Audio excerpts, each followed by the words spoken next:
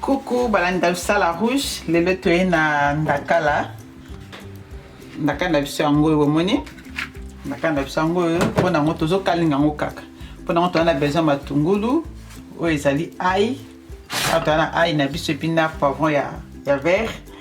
Et puis to sango poivre noir et puis na piment doux. To sango la kati. Et puis mungwa to tchadon mais munga photo zempe parce que ndakala oyo ezalaka na mungwa. Donc mpona otya mungwa il faut kalinga yango après omekisi omoni mungwa eza te obakisi parce que tosukoli na mai ya malili tokalinga wana mafuta wili na biso bomoni. Donc siko tozoleka na étape ya otya mafuta na biso na moto.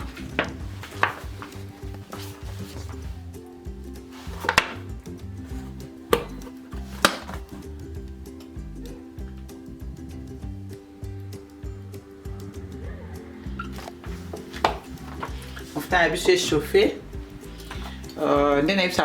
Chaque fois, vous s'abonner, vous aimer et puis vous partager vidéo na biso. Donc nous avons mafuta na moto, mafuta est chauffé. Malango. Tokocha ndaka na biso. Pour moi ndaka na biso to skola ngo bien na skola ngo 3 fois poza na zelo. Donc tu on ma ebele ou skola ngo vandisa na mai. Après à 30 minutes boye ou eko sukolango bien sukolango vraiment bien pour que nini eza na zeloté et puis aussi ce que sukolango au tchango na passoire boye pour que tu quand mata sous 20 minutes mai qui tapinja bien après ce moment de ko kanga après ce ko kalinga encore alors longo na mai ko ta mafuta au monde e kalinga mabete ko zo temps ebele po e kalinga donc ndé ngwana ce que tu zo tchango na mafuta na biso.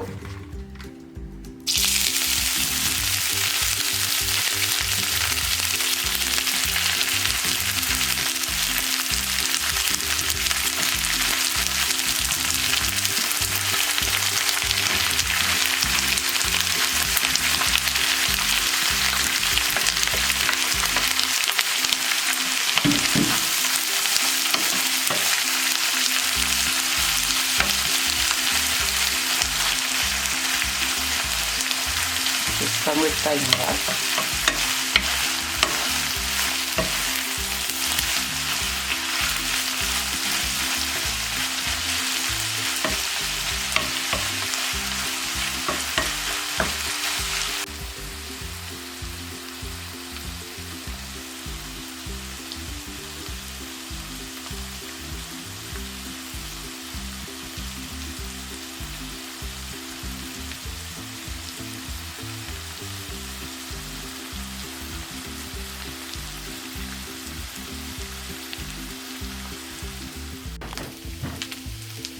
quoi vous voyez ndaka na biso ekalingami bien po tozotya matungulu na kati.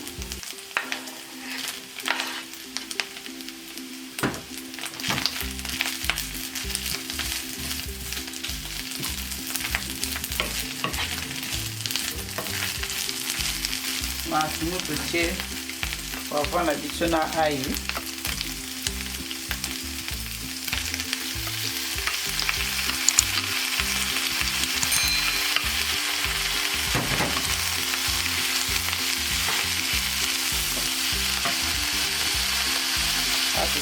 Poivre noir na biso.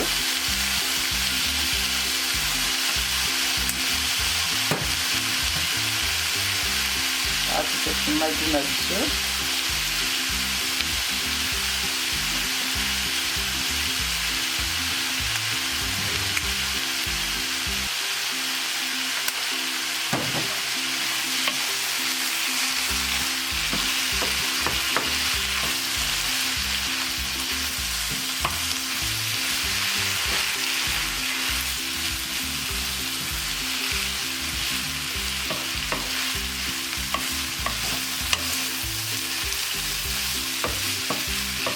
Nafanya kuwa meka soki oki mungwa te na ngondo bakisi.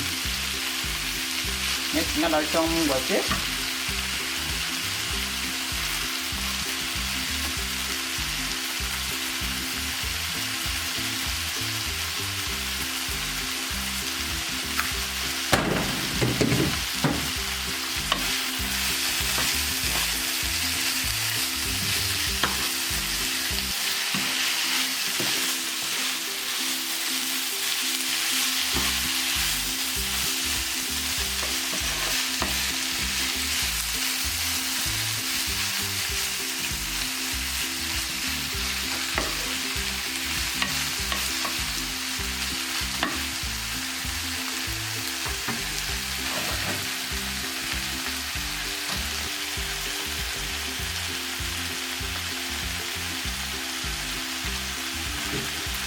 na dimina ngo moto mkie na tie moto na 2 na matungulu na biso de la bela bien parce que quand on a trop matungulu aussi quand même makasi donc on a tout mon mkie moto na 2